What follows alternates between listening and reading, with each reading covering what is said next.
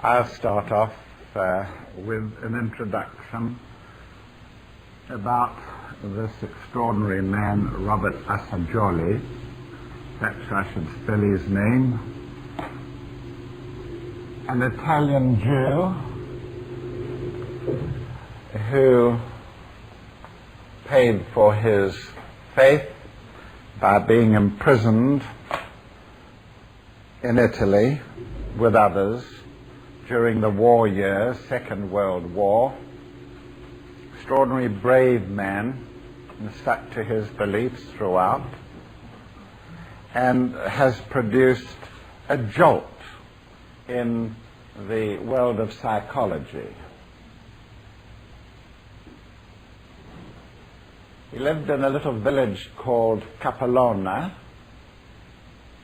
on the banks of the river that runs through Florence, which is the Arno, and he introduced his new psychology as a result of his war experiences. A frailish man, but that was because I saw him from 1962 onwards. He lived to be 86 or 87, writing, lecturing, right up until his last days. Absolutely lucid throughout. And I always look to the age of a person to value the teachings that that person gives out. And if they live into vast old age, coherent, lucid till the end, it's a pretty good testimony as to the validity of what he is teaching, the saneness of what he is teaching. He went through the war years with a body, as I say, it was frail when I met him, but looked to me as if it was a body on the seventh ray of ceremonial order and ritual. He liked the hot weather, he stood up to the sun well, and this will come into the subject later on. He was surprised that he survived the war, because being, as I say, frail, he would have surely been one of those who would go down quickly. He was surprised that such powerful men around him did not survive, that the rigors of a war camp, concentration camp, spared him and not them. And he, with quite a few other Jewish psychologists, mainly from the Vienna school, survived the war in the same way, and they came to a reckoning as to why they had survived. They had had no less severe treatment than the others who did not survive, and they began to wonder whether there was something in their attitudes, in their behavior, that had enabled them to survive. And they came to the conclusion that there was the capacity to turn inwards, to be able to find a place of succor and sustenance within themselves, that they could withdraw to in the ghastly periods of pain and suffering of their imprisonment. And they felt when they were freed that this factor should be brought out into the light of day, because they could give very powerful testimony to it. They joined the very famous psychologist Maslow in this respect, and of course Carl Jung was also very close to the subject of psychosynthesis, which Assigioli wrote about. I was a medical student in '62 and went to Italy to work under him. He was my mentor, and that meant that the university had approved him as my instructor during the holiday period of that year. and I gained a very favorable impression of him from many viewpoints. He was not my idea of a man. I have to be fair about that. I like a man's man, and he was not a man's man, if that means anything to you. He was very sensitive, could not take what I would take, which is ragging and barrack room talk, which I find very refreshing when you have had hours and hours of intense study or meditation and withdrawal and book writing and so on. I like a little bit of barrack room talk. Telling you these things because they indicate rays. He was a profound student. His soul was on the first ray of will and power. And that meant that he felt he had not only a destiny, and at least 20% of you here today have souls on the first ray of will and power. He was not only a person who believed in his destiny, but he believed that he had a mission, therefore, and he should get about his father's business. He was an excellent astrologer, despite his insistence that he would stay on one side of the fence and he would not disgrace his psychology brethren, the professional psychiatrists and so on. He remained loyal to astrology and probably wrote the first esoteric astrology after Bailey. And he interpreted much of Bailey's esoteric astrology, and we have included in our own astrology books on the table at least one article by him under the name of Considerator, sidera meaning a star in Latin. He called himself the nom de plume of Considerator. His teachings were refined and very academic, and yet he was able to introduce this factor that I have talked about that emerged during his prison term under the Nazis. And it was that there is a third factor, that you and I, humans, have a hereditary equipment that we're born with, hereditary equipment H that we are born with, that we derive from our parents, and that equipment is carried in the DNA molecule, of course, and that we are plunged into our environment. And these two interact with each other and produce the personality. There you are. Behavior being dependent on the interaction of these two factors. That is the orthodox attitude. But Assigioli came along with Maslow and Frankl and others, Frankl, whom I met in San Diego, and proposed there was a third factor, and that was the factor of the soul, or the self, much better word, self. And so he backed them, and they were a very strong contingent and have left their mark on psychology right up to this day.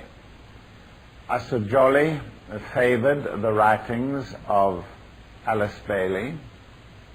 He believed in the teachings of ancient wisdom, despite being very critical of the way they were being presented everywhere, and stuck to his guns. He began to produce a series of works like The Act of the Will, under the heading of psychosynthesis, a word that he was very proud of, meaning the putting together of the elements of the psyche. You heard me describe the psyche the other day as being those elements of us which are present but not visible, and of course our physical body amongst those elements. By that we mean the elements of us that are unconscious, the elements of us that we have inherited from our ancestors who have struggled with a much more difficult an environment than we have. And these elements need to be put together in order to produce a completely reliable, stable, efficient personality. And they take into consideration the fact that part of that personality expression will be that invisible part of us which we call the superconscious and the higher self. His approach was new. Jung was already established, and both of them knew Freud, but Freud was not akin to them. You'll see why as I go along presenting the subject. So this was Assigioli. Nice guy, lived on the banks of the river. I camped on the banks of the river and saw him each day, and we went through the process of psychosynthesis together. I had had a pretty active, rich life, even at that age, 1962, and some of my experiences are incorporated in his books and his works. He drew from me like he drew from all his other subjects. Unlike Carl Jung, his subjects were not patients in the sense that they were sick, but they very frequently needed psychosynthesis, putting together, as it were. So this was Assigioli, the founder of the subject. Now, I have deliberately introduced the matter of psychosynthesis once or twice during my lectures here, and it's wise to know what we're talking about with a little bit of revision right from the beginning. Anything that is not symmetrical jars me, because I have been brought up that way. The interplay of my hereditary equipment and my environment suggests that I like the Greek form of culture, but it could easily have been Nordic. And anything that is out of symmetry displeases me. Now, that may not be you, and please understand today that the basis of psychosynthesis is that everybody is existential. You are you. You are not what the newspaper says you are. You are not what the textbooks say you are. You are you, and you change from one moment to another. And we call that existentiality, that you are changing all the time, and you must not be branded by somebody else's stamp. And so although I'm expressing a teaching on psychosynthesis today, you are perfectly entitled to have your own view at every stage.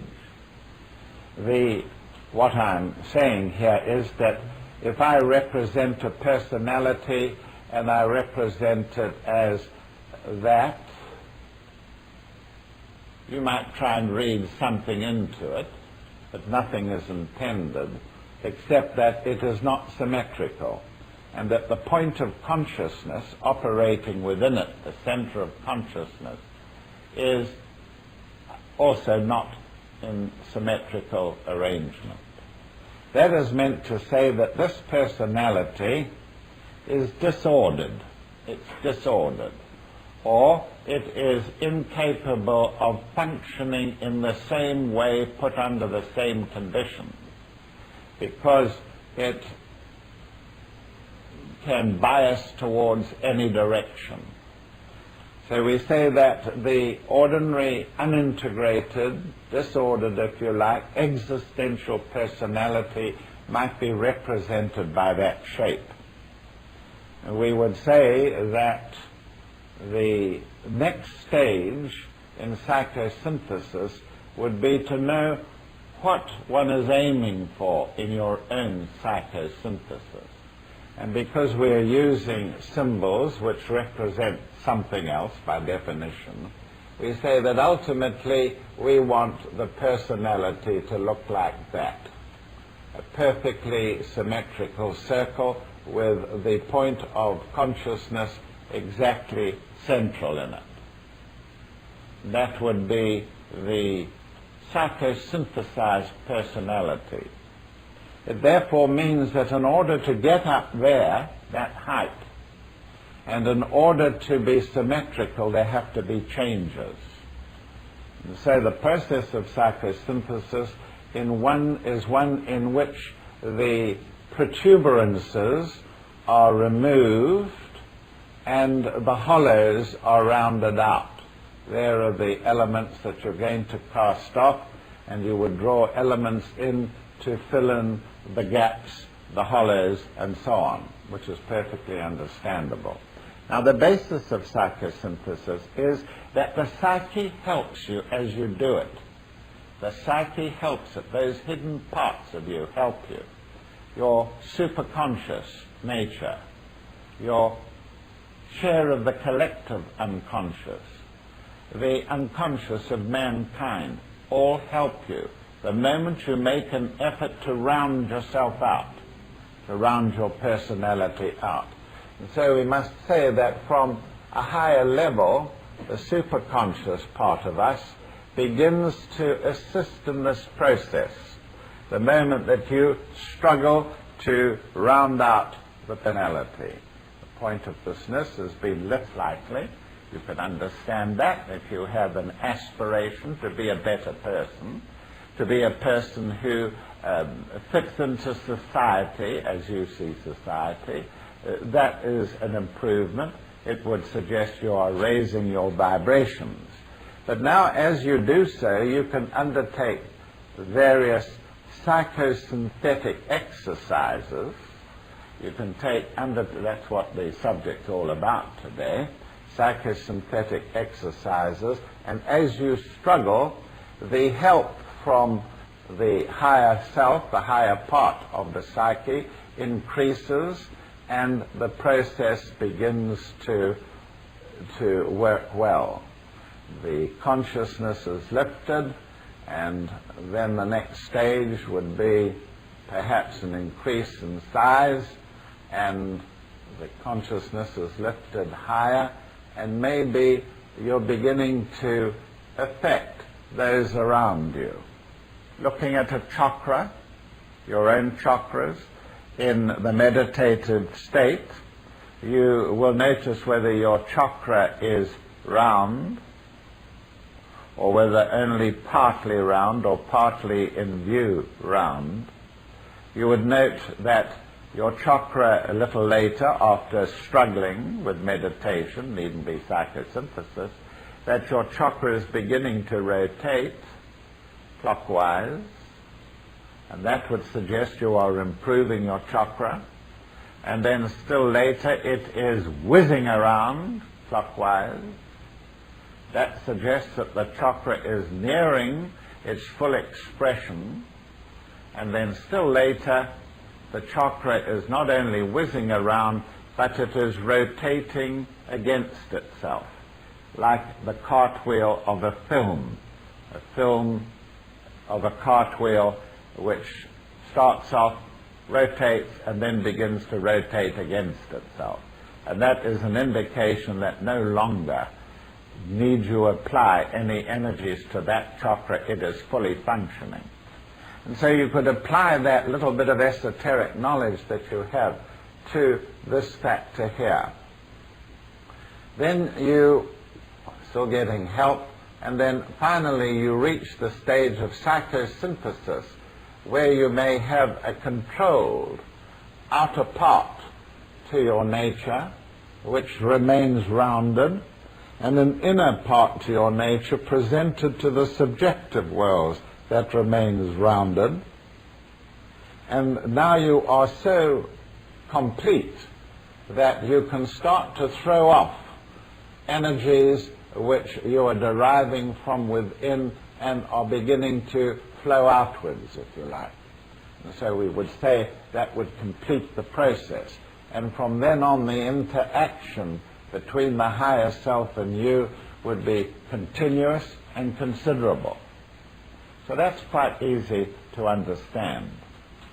The kind of effort that is required in order to bring down the archetype of wholeness, and that's what we're talking about, the archetype of wholeness, trying to complete you who may be in a state of being shattered by some experience or lacking in proper upbringing, like the integration of your astral body, or having had mental shock, whatever it is, you are in need of psychosynthesis. And if you act, you will bring down that numinous energy from the archetype of wholeness. What should you do? My answer to that has always been the same. You do the best you can do in your life. Don't worry if you fail. You've done the best you could do. Why go and worry about it if you fail?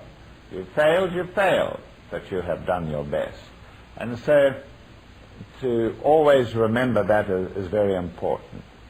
You do your level best and you will find you'll get feedback. You'll get feedback from the archetype of wholeness. You can, of course, do other things like pray. Pray for help.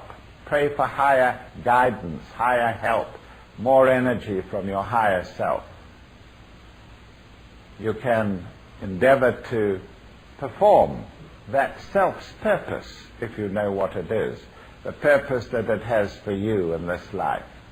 These things you are aware of because you are esoteric students and you have already been introduced to them. You can invoke.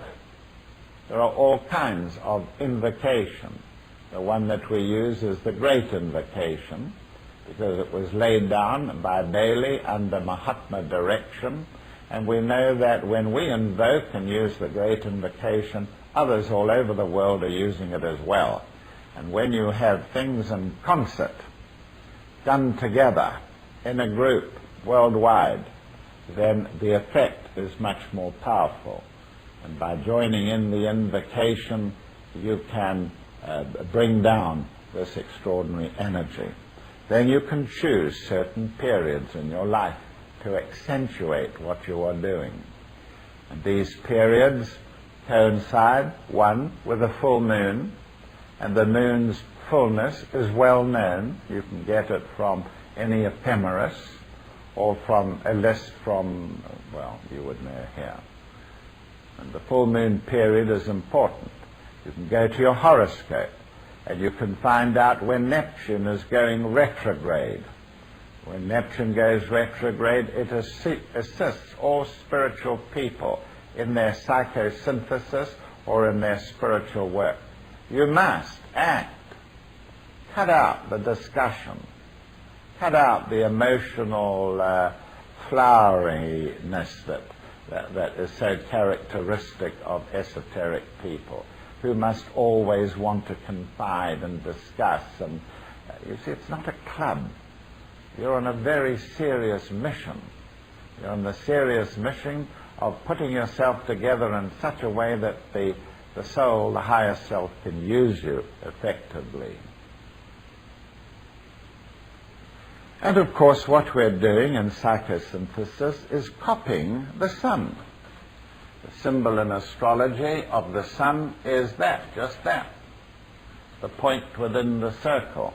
And what we're trying to do here is to put together an unfolding sun that eventually will radiate truth, beauty, and goodness into the world, so that you become a spiritual being. And by that, from my own definition, spirituality, the effort put into raising the consciousness of those around you. And by rotating in fullness and psychosynthesis and teaching and setting example to those around you and healing, you are, of course, becoming more spiritual. This process has been variously called. Psychosynthesis is a good word. Integration is a good word, personality integration. Individuation, which is the word that Jung used. There's three words: integration, individuation, psychosynthesis, all describing the reaching of complete wholeness of the personality, producing eventually the complete human being. Now, as the element of personality integrates, becomes symmetrical, begins to radiate, it can widen the different paradoxes that are in the consciousness of the individual.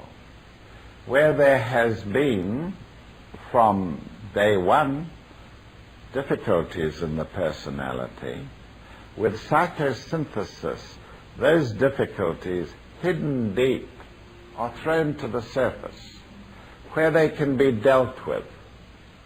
And that's an important element of psychosynthesis, that difficulties are thrown to the surface. And those elements of you which are natural, which are beautiful, which are perfect, radiate. So these go hand in glove with the whole process. Psychosynthesis, the putting together of worthy elements of the personality and the psyche at a higher level. In psychosynthesis, you have to get rid of habits, attitudes, prejudices, and all the mess that you have absorbed by misadventure in your education and upbringing. That is why I stressed the other day that if you are watching your dream life, if you are watching your lucigrams, which come to you when you proposition aspects from your horoscope, if you watch what is coming back and records them in the spiritual diary, you will find that there are eliminative indications that you are chucking out bits and pieces of your nature that you need not keep. And you are taking in, and this college teaches, spiritual values. The adoption of, you can't adopt them all. For some of us, some of the spiritual values don't have that meaning. For some of us, we just couldn't possibly take them on board anyway. Maybe we've got them on board and don't know it. But you try. And so you throw out what is necessary to eliminate and take in the spiritual values. That's why the course here takes this into account. What on the earth is the good of having a building that you can't get access to at every level? The use of the symbol of a house as being your personality, and that's what we're talking about, the use of the symbol of a house or a building representing your personality is very, very helpful. We all live in houses. We all know what their function is. And we know that in order to make a building with many floors tenable, you have to have an elevator, a lift in it. If the building has not got a lift, there are going to be some floors that can't be used. And that is very characteristic of many personalities. There are many floors, rooms, elements of the personality that are never called into use. Oh, you may think that you are fully occupied and expressing, but if you are taken into psychological development, if you go from school to college to university and take on special courses, and you soon discover you did have rooms and floors that were inaccessible to you, that now are accessible. If you are a person who only uses the basement of your building, it should give you pause to think. Freud said he was only interested in the basement of the human being. He was not interested in the other structures. Very wise and clever man, because he was obsessed with sexuality. It acted to him like numinous energy does, and we're going to talk about the numinosum a little later on. Freud said he was only interested in the basement of the human being, and his whole psychology is based on that proposition, that the basement of man can disturb the whole building. The whole building can stink as a result of what goes on in the basement. I'm putting it in as plain and simple language as I can, and avoiding psychiatric nomenclature, if you like. And so, if you only use the basement, the major part of the building is wasted. And the great pity, even here in the West, of our day is the waste of potential. The waste of potential. That is why, I would like to think it is why, Britain has suddenly gone crazy on education. That at long last the penny has sunk in.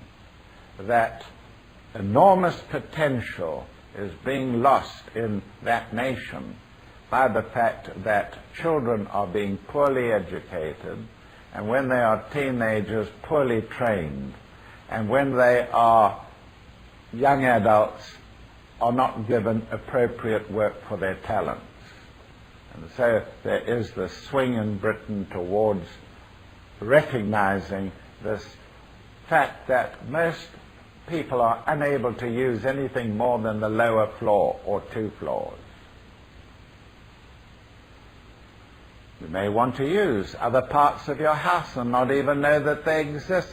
You may want to look at the stars from the roof and have never been able to get up into the roof. You may want to meditate in the chapel or sunbathe on the terrace of your establishment and not be aware that these structures are there available for you. And psychosynthesis makes the whole tenement available. That is the easiest way in which I can describe its processes. Most people live in the lower floors of their home. The lovely story, I can't remember the exact detail, lovely story of a huge house, and the person in the house only lived in the basement. He'd never gone up to the higher floors. He'd managed to get to the first floor for a desultory look round, and then had gone back to the basement, because in the basement there was a nice big iron heater there, and he crouched around the iron heater right through the day and slept down there at night, and that was his personality. Whereas in the higher parts of this lovely palace, there were, at these higher levels, places where the lord and master of the establishment would occasionally enter and seat himself, and about whom the basement dweller knew nothing. And we are very like that, many of us. That we have a higher being who would like to use our structure, but either it is too shabby for the higher being to express itself in, or we are unaware of him and therefore cannot assist the Lord and Master in occupation of his temple. That's what it should be, a temple. A palace or a temple, if you like. And most of us are unable to render our personalities to that state of occupation. Referring back again to sex, always remember that no matter how people may jibe at sex, as being something that is not respectable behind the motives of what you're doing. That there is sex behind almost every personality function. There is sex behind art, the art in your life. There is sex behind even eating and satisfying the symmetry of your body accordingly. There is sex behind sport in the competitiveness of it. And most of sexual energies today, certainly in young people, are directed into sport. And that is healthy at that stage, certainly. Many people are able to exact from their business life an element of sex, enjoying contact with new faces, new people, throwing themselves into their business with such love that they very often will work late at night rather than come home to the tawdry conditions perhaps of their home environment. So remember that. If you are going to throw all these things out, oh, I've managed not to be drawn into sexuality, and so I've missed sex out of my life, and thank goodness, don't need that sort of thing. And if you are a person who condemns those who smoke, and saying how dreadful that they can contaminate their bodies, because you yourself have never smoked, and you don't know how damned hard it is to give it up. And you have never drunk alcohol, disgusting, and been tipsy or drunk. Or you have never done this and you've never done that. You're not ready for psychosynthesis because you haven't faced any damn challenges in life at all. It is when you face up to the challenges and you master them, and you're able to say to yourself, now my smoking is a damn curse. I know that I'm poisoning myself, and I'm going to cut it down. Right, from next week, 10 only, and the following week, 5 only, and the following week, 2 only, and give it up. That is a process of psychosynthesis, where you master these difficult experiences, and you should remember that. Now, what we need in psychosynthesis is to open up the rooms in the establishment, rooms that you never knew existed, rooms that may have had the plans laid down in previous lives, that you are a poet, really, because you were so in a previous life and you could easily be so now, but you haven't opened that room up. And the rooms are there to be opened, and so we talk about a therapy in psychosynthesis by which you write an autobiography for your mentor, whoever it is, whoever is taking you through psychosynthesis or helping you with it or advising you with it, and decides that you should write a simple autobiography in order to present some of the subjective parts of your nature that you never talk about, parts of your nature that are hidden, for which the door has never been opened. And so therapy tries to bring into expression some of the hidden, veiled, even undesirable parts of your nature. Psychosynthesis does not say plaster over all the cracks, does not say hide everything away, put it under the carpet. It says bring it out and deal with it. And if you do this to your nature, it'll throw it up, it'll throw it outwards by means of, what is the word? Partly, yes, catharsis, but what do you call it when not going inwards but going outwards?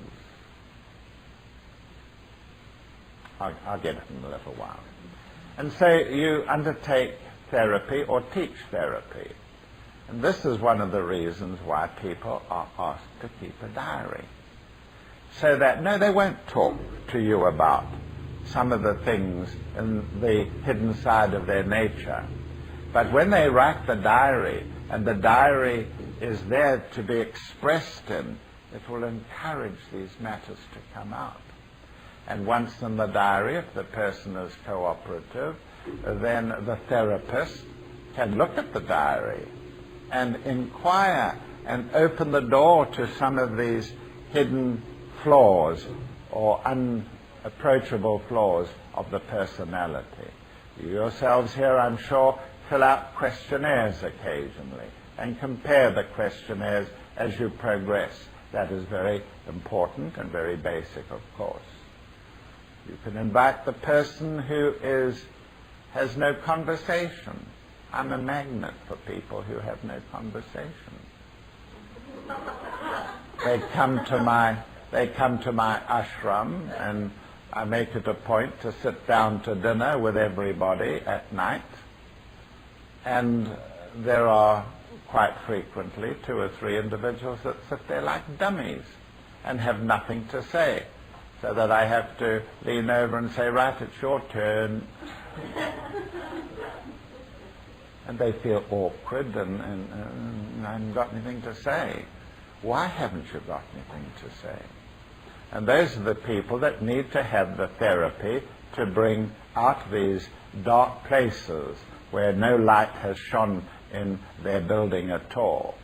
So you ask them to tell a story, not at table, of course you wouldn't ask them to do that, but you ask them to write down a story, telling of a hero that they have in their lives. Or if they haven't even got a hero they would like to have in their lives. And so you bring these things out in them to help round out that personality.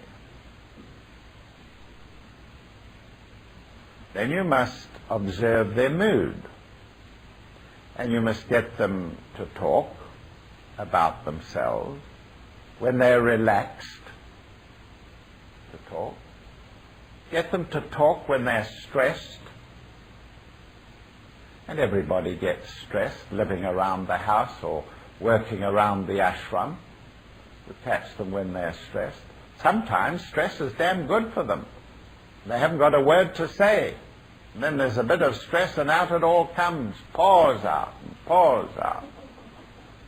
These same guys who've not got a word to say at table, you go to a meeting or a seminar 200 miles away and surrounded with all the nice ladies, old ladies and young ones, you can't stop them talking. Talk, talk, talk the whole day long. And so you have to iron these things out and find the therapy for it. Some can't be relaxed without music. Some do well playing an instrument. Some can't. Some won't. Need to be encouraged. So you introduce into their lives art, all kinds of things like rhythmical breathing. Most English kids don't know how to breathe. They don't know how to breathe. You say to the youngster, all right, stand up nice and straight. Now take a deep breath. And up goes the shoulders. That's in, out, in, out. The diaphragm is completely overlooked. They've never been taught to breathe with the diaphragm. And the diaphragm is 60% of air intake. It's called intercostal diaphragmatic breathing. That is the intercostal breathing with your ribs. The diaphragmatic breathing should come in first of all, before the shoulders go up. And so these things need to be addressed. When a person breathes well, they express themselves well. Most people who speak with a tiny little voice. What? They speak with a tiny little voice and never got much to say out. These are people who have difficulties. You don't laugh at them, of course, but you try and help them. And one of the difficulties is they don't know how to breathe. Not that they can't, they don't know how to breathe. And they need to be shown. And another condition is that they are over sexually expressing themselves. There's nothing left inside. And they can't get it out. You want to know if they are spiritual people, what they visualize. What did you visualize when you meditated yesterday? Nothing, all right? Remember to tell me tomorrow what you will visualize. They may not have visualized anything, but may come out with some nonsense. But at least they're talking, at least they're communicating. People ask me, what's the secret of leadership? What's the secret of leadership? And leadership really does come with psychosynthesis. And the answer is that the leader must have a link with everyone that he leads. There must be a personal link between you and the leader and everyone in the group, so that no matter how wrong things go and everything is upset, upside down, there still remains, and that person in the group knows there still is a personal link between him and the leader that can be called up, can be appealed to as a last resort anyway. That's my teaching about leadership. And if you are teaching people therapy, adding to their lives, then after a short while you find that they understand what you mean when you talk about the space between thoughts. What have you planted in your sacred garden this week? What objects for meditation have you put there? Those are the kind of questions. And at least they can write down what you've said to them in their diaries. You can ask them to describe their dreams. Wonderful to sit and listen. You don't have to be pointed about it. Sit and listen to the youngsters in the group talking about their dreams and what dreams they've had. And quite frequently, the dreams that they are describing are telling everyone what's lying ahead of the group. Because it was well known in ancient days that young people would often chatter the truth when older people who were involved in the subject so much couldn't speak the truth at all.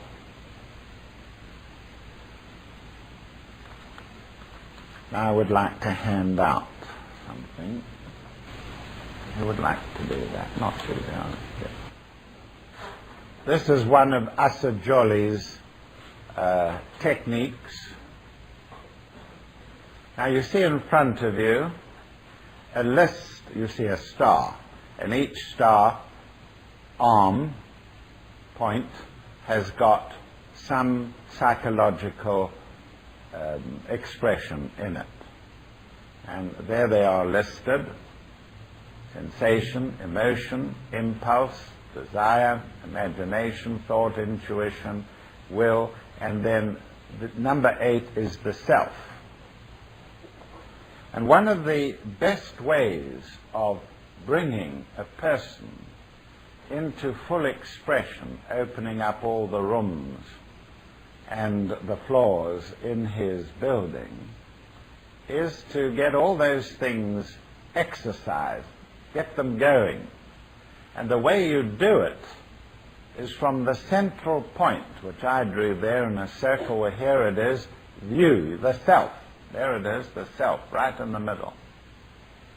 And the self takes hold of its will and directs it to each of the arms of the star.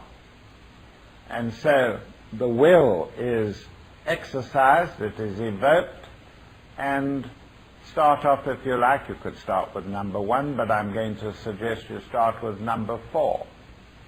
And you say to the patient or the subject, I want you to exercise your imagination. And I want you to do it with your will. Get started on it now. Let us say that you are going down to the beach for a run, a jog along the beach. Exercise your imagination. Now tell me, what do you see in your imagination? It's exercise. I wouldn't have done that at all. But because you're a nice person and they respect you, they will exercise their will and get that imagination going to include that subject. Then you can get them directed towards the intuition. Now this is much, much more difficult. How can they, through the will, make the intuition talk, as it were? Well, they'll fail. And they'll fail again and again, but eventually, because they are evoking the intuition with the will, then the higher self will respond. Just as if you were propositioning an esoteric astrology.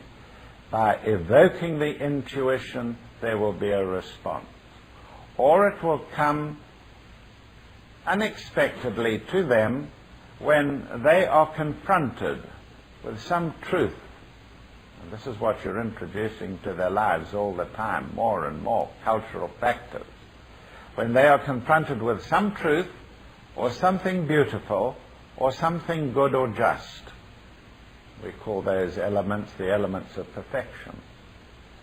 And if you once tell them to set their will in motion, asking for some intuitive expression about something good or truthful or beautiful, they will get it. And all the time you are using the will. Notice where the will is. The will is inside the circle, where the self has its consciousness. And the will is used as an instrument. Assigioli put this out in the 1960s. He didn't know about quantum theory.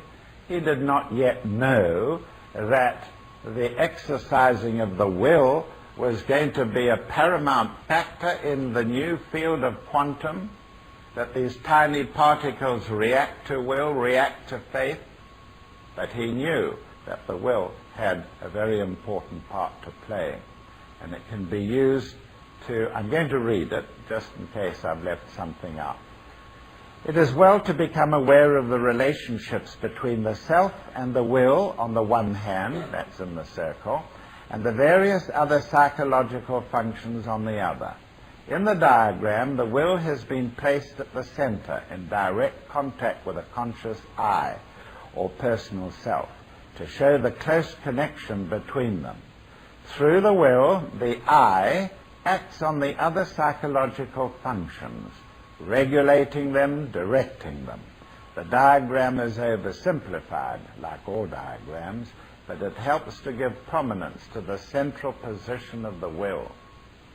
I have given you a breathing exercise, which I shall consider a little later on. A breathing exercise which strengthens the will. Not only does it strengthen the will in this plane of your existence, this conscious world of your existence, but it is also good in the astral world, and it is good in the mental world.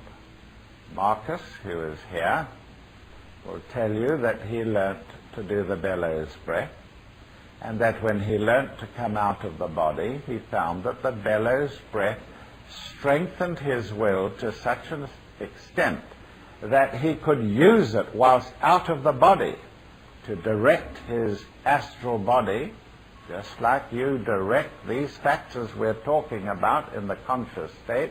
He could direct his astral body as he had been taught by me. And he is, like you, a student, and you can strengthen the will and strengthen the whole of the elements of the personality in psychosynthesis. And so you have at the center of your consciousness the will. Not anything else, just the will. Right near that central spark in you which is the self. Do you ever think of the self? Should. I've given you exercises for that in the past. Just imagine where to find the point of self in you. Descartes thought it was in the pineal gland. Well, it's not as easy as that, but it is somewhere there.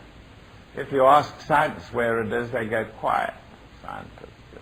They don't know where the point of consciousness is within you. If I chop your leg off, your sense of identity is not diminished in any way, even though I've taken 20 or 30 pounds of your mass away from you. The I is still there. It's undiminished. I could take both your arms off as well, and you are undiminished.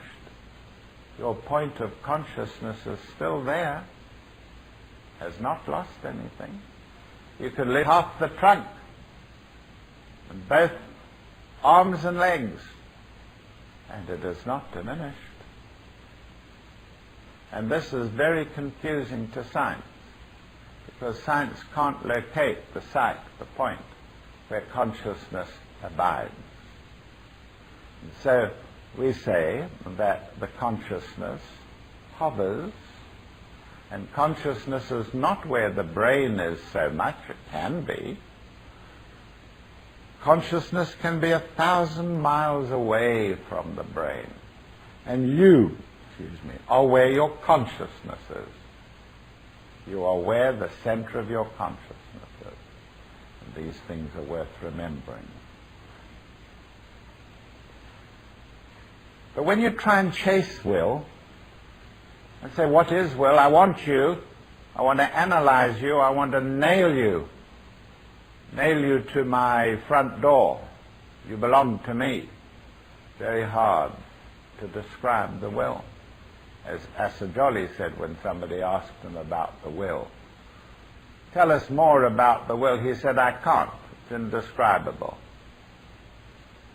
He said, it's like being asked what the color blue is. What is blue? Yes, well, I know what blue is. Very difficult to say what blue is. Try it out sometime. And will is the same. It's so fundamental to the psyche, to the psychology, to the ability to control any element of the psychology that we can practically not describe it. All we can do is to say, all we can say is that blue is colder than red. Red is warmer than blue. Blue fills the sky. But you can't say what blue is and what will is. It's just there, and it's so fundamental to us. So just remember, in summary so far, that the will is the directing agent. The will is the directing agent of all the elements of the personality, whether it is those that I have mentioned or many, many others. Once you exercise the will and galvanize the will, you can do anything with your personality. It depends on to what extent you can galvanize your will to action.